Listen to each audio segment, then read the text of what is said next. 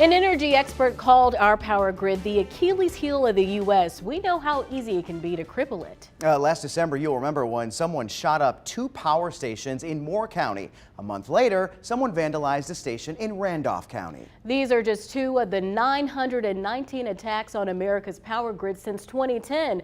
Experts blame a lack of security standards.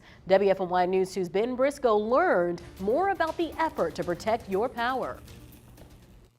Take this spot in Jamestown. There's no guards. From this hill, a bad guy could do a lot of damage. And from the air over there, you can see they built a walking trail right next to it. Since 2010, there have been 919 physical attacks against the electric grid, according to U.S. Department of Energy data. Mike Mabee runs the watchdog website Grid Security Now.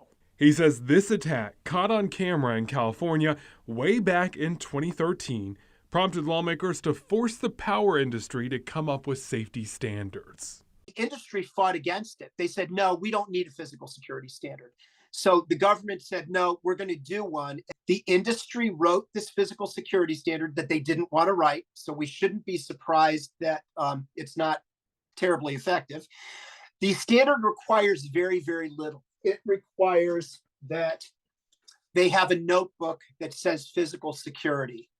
And that's basically it. That's what the physical security standard requires. Just to be clear, it does not require walls around substations. Nope. It doesn't require guards, security cameras. Nothing. No, it doesn't require any specific things. It just requires that they have a notebook, that says physical security, a physical security plan. That was so shocking. I double-checked with another expert. Richard Moroz with Protect Our Power is a former commissioner of the National Association of Regulatory Utility Commissioners. Barriers and the monitoring at the sites. Right now, none of that is required by law. Well, it isn't required by law because it's not specifically identified in either a piece of legislation or regulation. What are some obvious protective measures to you that aren't being done now? Yeah, well, I found curious that in the events of the last couple of weeks, where there were those attacks on substations, there seemed to be even very minor security measures, locking of the gates and so forth. And also, it's not clear that there were remote monitoring efforts, electronic monitoring, video monitoring. The industry and regulators may need to be looking at those kinds of measures. Energy companies say it's a tough job to protect their equipment from vandals and terrorists. Here's a spokesperson from Energy United after their Randolph substation was attacked last month. We have power lines everywhere, substations everywhere. So to be able to think that we could ever prevent 100%, it's just not really possible.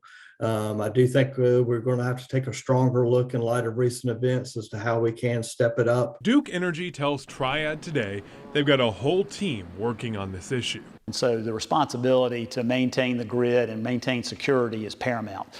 And we've got a great, top-notch group of folks that monitor threat assessments and respond to threats 24/7. And they have a plan to respond if an attack happens again.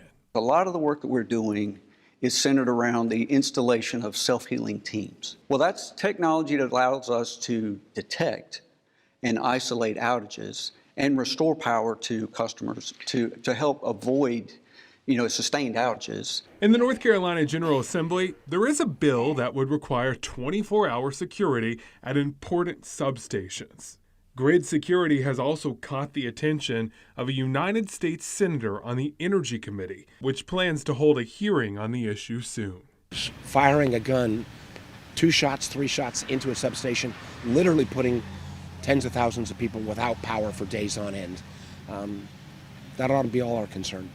By the way, the government has been aware of these problems for years. In fact, the Government Accountability Office has issued several audits laying out in detail problems with the power grid and making recommendations to secure your power. The biggest of those reports came back in 2019, but at the end of last year, the GAO said these recommendations have not been implemented yet, leaving the grid vulnerable.